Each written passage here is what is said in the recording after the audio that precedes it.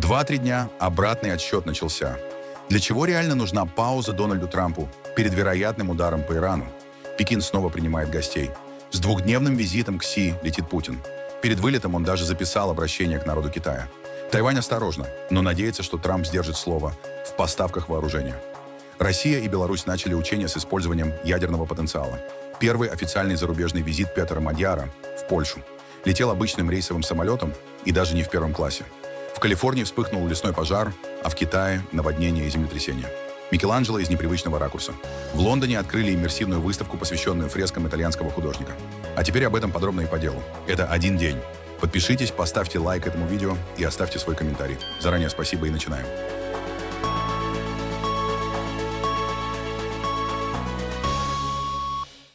По данным американских СМИ, ситуация вокруг Ирана остается крайне напряженной, несмотря на объявленную паузу в возможных ударах США. The New York Times со ссылкой на источники в Пентагоне сообщает, что решение Дональда Трампа временно отказаться от атаки было связано не только с дипломатическими переговорами. В Вашингтоне обеспокоены тем, что Иран значительно усилил системы ПВО и улучшил возможности отслеживания американской авиации. Кроме того, иранские военные при поддержке российских и китайских специалистов якобы изучали маршруты и тактику полетов ВВС США. По информации американских военных источников, Иран за время перемирия восстановил поврежденные ракетные объекты, вновь сделал их боеспособными и перебросил мобильные пусковые установки по всей стране. На этом фоне США продолжают наращивать военное присутствие на Ближнем Востоке, а американские войска в Северном Ираке переведены в состояние повышенной готовности. Израильская армия также сохраняет высокий уровень боевой готовности. Одновременно Тегеран передал Вашингтону новый пакет предложений по урегулированию конфликта. По данным Reuters, среди требований Ирана снятие санкций, разблокировка замороженных активов, вывод американских сил из районов рядом с иранской территорией и выплата компенсаций. При этом в Белом доме подчеркивают, вариант силового ответа по-прежнему остается на столе. Дополнительные вопросы вызвали заявление Трампа о том, что лидеры стран Персидского залива якобы просили его отказаться от удара по Ирану. Однако The Wall Street Journal пишет, что представители ряда государств региона сообщили, они не знали о подготовке возможной атаки США. Пекин утром 19 мая проснулся в привычном для крупных визитов режиме усиленной безопасности. На центральных магистралях города, в районе площади Тяньаньмэнь и проспекта Чанаань, были развернуты полицейские посты, дежурили сотрудники силовых структур и бронетехника. Усиленные меры вводят накануне прибытия Владимира Путина, который начинает двухдневный государственный визит в Китай. Особое внимание охране уделено району Джунаньхая, закрытого правительственного комплекса рядом с запретным городом, где находятся резиденции и офисы руководства Компартии Китая. Движение в центре города при этом продолжалось в обычном режиме. По улицам ехали автомобили, велосипеды и общественный транспорт. В Кремле сообщили, что во время переговоров с Си Цзиньпином стороны обсудят двусторонние отношения, международную повестку и региональные вопросы. Также ожидается, что Путин поднимет тему недавнего визита в Китай президента США Дональда Трампа. Необычный формат перед зарубежной поездкой. Путин записал специальное видеообращение накануне своего визита в Китай. Впервые перед государственным визитом за границу. В обращении, адресованном китайской аудитории, он подчеркнул особый характер отношений между Москвой и Пекином. Дорогие китайские друзья, приветствую вас. Рад в очередной раз посетить Пекин по приглашению моего давнего доброго друга, председателя КНР Си Цзиньпиня. Регулярный обмен взаимными визитами и проведение российско-китайских переговоров на высшем уровне – важная, неотъемлемая часть наших совместных усилий по развитию всего комплекса отношений между двумя странами, раскрытию их по-настоящему безграничного потенциала. Напомню, что 25 лет назад Россия и Китай подписали договор о добрососедстве, дружбе и сотрудничестве, заложивший прочную основу для формирования подлинно стратегического взаимодействия и всеобъемлющего партнерства на благо наших стран и народов. И в настоящее время российско-китайские отношения достигли действительно беспрецедентного уровня. Их особый характер проявляется в атмосфере взаимопонимания и доверия, готовности сотрудничать на обоюдовыгодных и равноправных началах, вести уважительный диалог, оказывать друг другу поддержку в вопросах, затрагивающих коренные интересы двух стран, включая защиту суверенитета и государственного единства. До скорой встречи в Пекине. Пекине. Благодарю вас за внимание. Во время переговоров в Пекине председатель КНР Си Цзиньпин сделал неожиданно жесткое заявление по поводу войны в Украине. Как сообщает Financial Times со ссылкой на источники, китайский лидер сказал Дональду Трампу, что Владимир Путин может пожалеть о решении начать полномасштабное вторжение. По данным издания, эта тема обсуждалась во время закрытой встречи Трампа и Си на прошлой неделе. Речь шла не только о войне в Украине, но и о возможных путях урегулирования конфликта, а также о влиянии войны на отношения между США, Китаем и Россией. Кроме того, Трамп якобы предлагал формат сотрудничества Вашингтона, Пекина и Москвы против Международного уголовного суда. Financial Times отмечает, что такие слова Си стали заметным изменением риторики Пекина. По словам собеседников газеты, ранее китайский лидер избегал прямых оценок действий Путина, даже в разговорах с Джо Байденом. При этом Пекин назвал выдумкой сообщения Financial Times, что Си Цзиньпин критиковал Путина в беседе с Трампом и назвали публикацию британского издания «чистым вымыслом». Канцлер Германии Фридрих Мерц заявил, что Берлин внимательно следит за визитом Владимира Путина в Пекин и рассчитывает на влияние Китая в вопросе войны против Украины. По словам Мерца, в Германии не ожидают изменений в союзе Москвы и Пекина, однако надеются на давление со стороны Си Цзиньпина. Мы, разумеется, очень внимательно следим за визитом президента Путина в Пекин. Мы также отметили различные заявления, сделанные во время предыдущей встречи председателя Си Цзиньпина и президента Трампа. Мы с интересом приняли их к сведению. В настоящее время мы не ожидаем фундаментальных изменений в стратегических отношениях между Россией и Китаем. Но, конечно, мы связываем этот визит с надеждой, что председатель Си также призовет президента Путина прекратить эту войну в Украине, которую он не может выиграть. Напротив, это война, которая ежедневно приводит к огромным человеческим потерям для России. А вот как ситуацию оценивают сами китайцы. Многие жители Пекина считают, что визиты Трампа и Путина подряд подтверждают рост влияния Китая и укрепление его статуса мировой державы. На самом деле, мне кажется, что это возможно и даже вероятно, что такой визит сразу после Трампа был организован самим Путиным. Если посмотреть шире, США и Россия всегда находились в состоянии конфликта. Еще с прошлого века и до сих пор напряженность сохраняется постоянно. Иногда появляются признаки примирения, но ситуация остается очень сложной. Есть страны, которые следуют за Соединенными Штатами, а есть те, кто ориентируется на Россию. В результате более мелкие государства оказываются втянутыми в эти противостояния, тогда как крупные державы сохраняют контроль. Так устроен мир. Что касается этого явления, того, что многие страны одна за другой посещают Китай, мне кажется, это отражает то, что наша страна стала сильнее. Раньше мы были развивающейся страной, а мировая система строилась вокруг одной сверхдержавы и нескольких крупных государств. Но по мере развития нашей страны они начали понимать, что Китай потенциально может представлять для них вызов. Именно поэтому они приезжают в Китай, чтобы лучше нас понять и одновременно искать сотрудничество. Я думаю, это показывает, что Китай уже прочно закрепил свое место среди стран мира и в будущем продолжит демонстрировать статус великой державы, показывая людям по всему миру, что китайская нация обладает исключительными возможностями. Премьер-министр Японии Санае Такаити прибыла в Южную Корею с двухдневным визитом для переговоров с президентом Ли Дже Мёном. Встреча прошла в городе Андон, на родине южнокорейского лидера.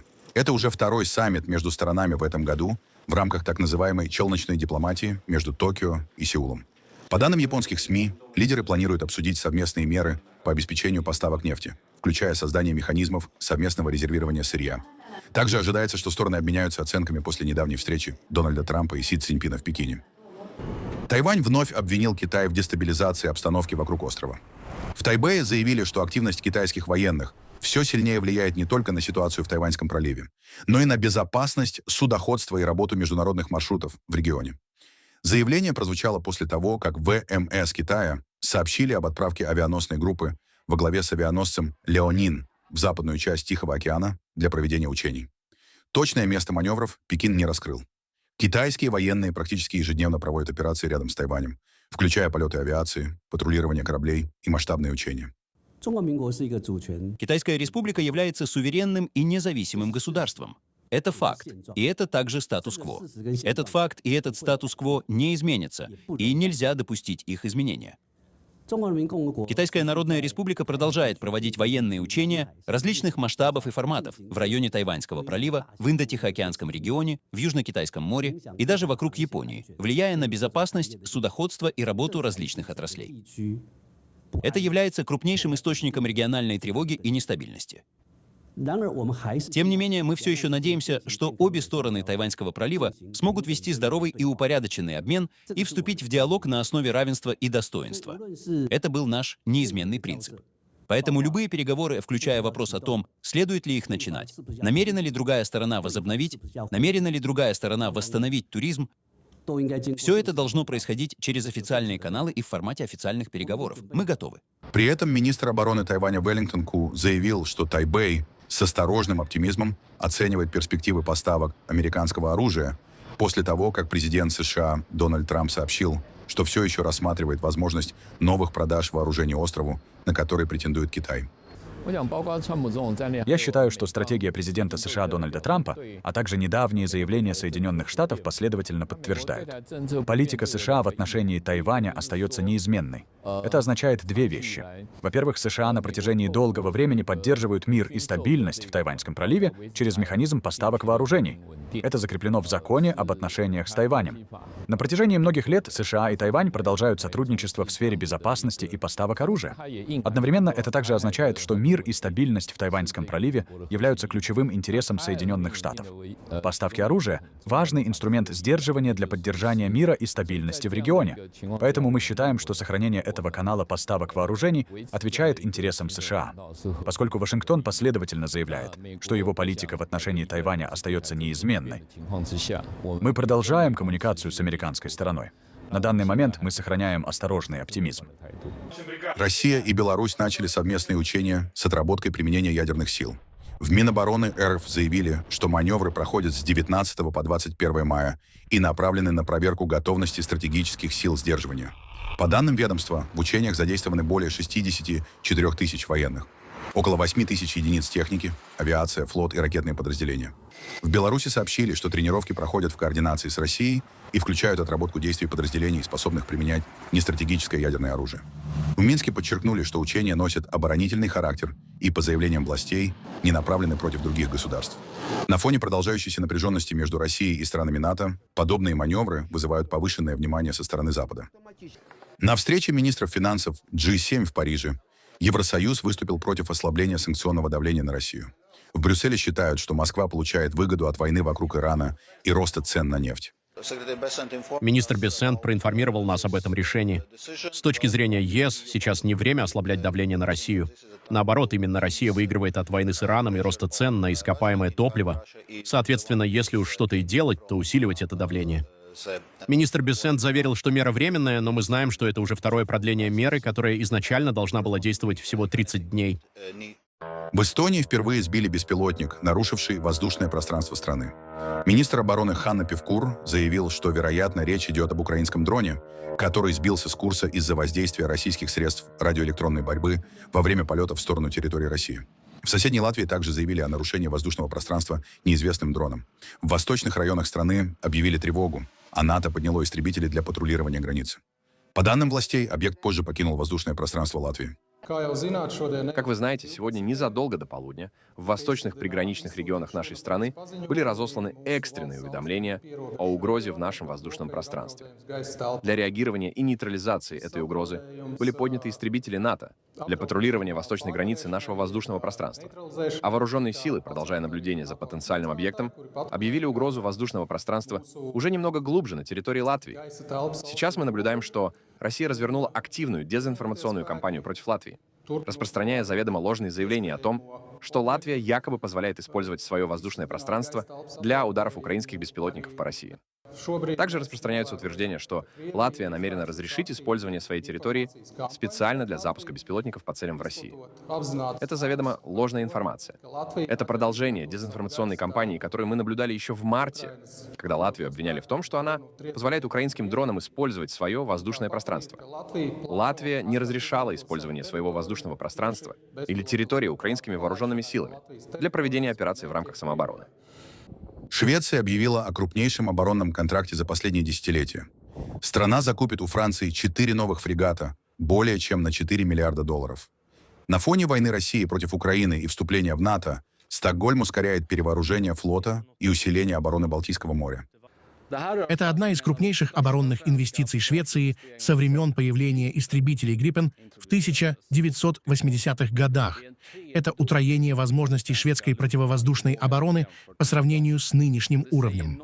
И это говорит о масштабе этого решения, о значимости военно-морского флота, а также о том, насколько высоко мы ценим безопасность всех шведов в эти непростые времена. В ходе переговоров, которые сейчас начинаются, Швеция также будет настаивать на тестировании шведских систем, которые могут быть интегрированы, в том числе систем шведских оборонных компаний. Это очень крупная сделка, и она также создаст более глубокие долгосрочные отношения с Францией, а еще откроет возможности для развития сотрудничества и в других сферах. Новый премьер-министр Венгрии Петер Мадьяр отправился в Польшу с первым зарубежным визитом после вступления в должность. На опубликованных кадрах глава венгерского правительства летит обычным пассажирским самолетом. По пути он делает селфи с пассажирами и занимает место в салоне вместе с членами делегации. Визит продлится 2 дня и станет символическим шагом к перезагрузке отношений Будапешта с европейскими партнерами после многолетнего курса Виктора Орбана. Маршрут поездки включает Краков, Варшаву и Гданьск. В польской столице Мадьяр встретится с премьер-министром Дональдом Туском. Ожидается, что стороны обсудят поддержку Украины, сотрудничество в рамках Вышеградской группы, а также развитие транспортных проектов между Венгрией и Польшей. Глава Всемирной организации здравоохранения во вторник, 19 мая, выразил обеспокоенность скоростью и масштабами распространения эпидемии Эболы в Демократической Республике Конго и Уганде на фоне роста числа случаев заболевания.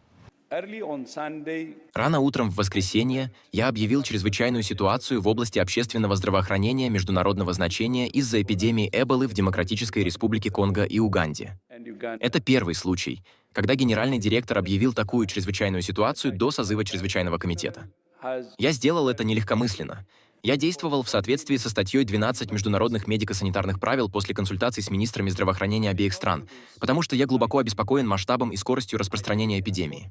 На данный момент в ДР Конго подтверждено 30 случаев заболевания в северной провинции Итури. Уганда также сообщила о 2 подтвержденных случаях в столице Кампале, включая 1 смерть среди 2 человек, прибывших из другого Конго. Кроме того, США сообщили об 1 гражданине США с подтвержденным заражением, которого перевели в Германию. Мы работаем совместно с ДР Конго, Угандой, а также Соединенными Штатами. Эта эпидемия вызвана вирусом Бундибугио, разновидностью вируса Эбола, против которой не существует ни вакцин, ни терапевтических средств. При отсутствии вакцины страны все равно могут предпринять множество мер для остановки распространения вируса и спасения жизней, включая информирование населения и взаимодействие с местными сообществами. Я благодарю правительство Уганды за перенос ежегодных празднований Дня мучеников, которые могут собирать до 2 миллионов человек, из-за риска, связанного с эпидемией. Организация Объединенных Наций заявила о критической нехватке финансирования гуманитарной помощи в секторе Газа и на западном берегу реки Иордан. По данным ООН, план помощи на более чем $4 миллиарда профинансирован лишь на 12%. Из-за этого объемы продовольственной поддержки в Газе почти вдвое сократились с февраля, а каждая 5-я семья питается только раз в день. В ООН также сообщили о новых перемещениях мирных жителей из-за боевых действий.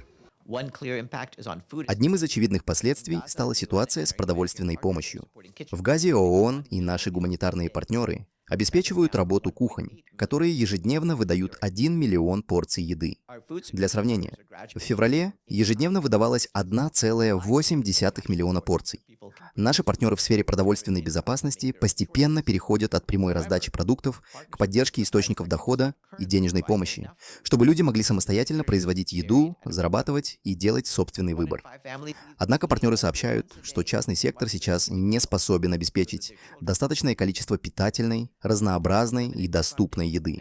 Каждая 5-я семья питается только 1 раз в день, а матери пропускают приемы пищи, чтобы накормить детей. Помимо ограниченного финансирования, гуманитарные операции подрываются ограничениями на ввоз критически важных запчастей, резервных генераторов и другого оборудования, а также нехваткой топлива и моторного масла.